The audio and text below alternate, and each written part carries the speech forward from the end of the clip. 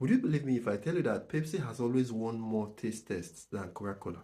If you randomly select 10 people, give them both to drink and ask them which one is smoother and which one is sweeter, they will most likely choose Pepsi over Coke. Do you know what's even more interesting? Even Coca-Cola has admitted that. So the key question becomes, if Pepsi tastes better than Coke globally, why does Coke outsell Pepsi all around the world?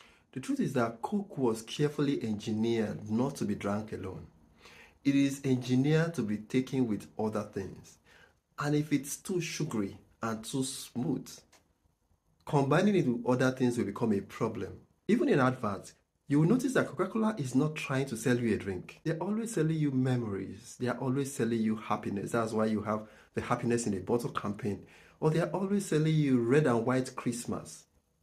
Anything but a drink. And no matter how much we try to argue, even though Pepsi tastes better globally, Coke feels like a culture. In Nigeria, having Pepsi at your wedding instead of Coke feels like a letdown. It's a shame. It's unfortunate. It's giving poverty.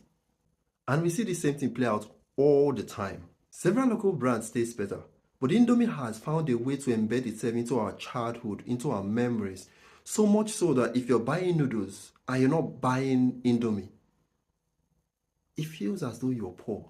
It feels as if the only reason why you're buying that noodle that is not Indomie is because you just can't afford Indomie.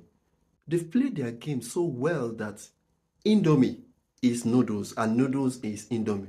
You can argue from now till tomorrow that Amstel Mortar is richer, and you may not be wrong. But having Mortina at your event is a tradition. If it's not there, it's not because you don't want it to be there. It's only because you cannot afford it. Android devices can have all the features in the world.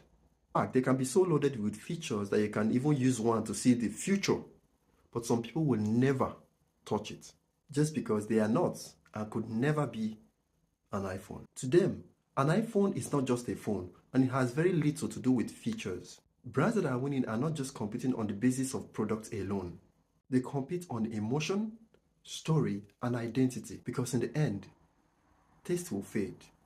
Specs will get outdated. But you see emotion, that one not go anywhere.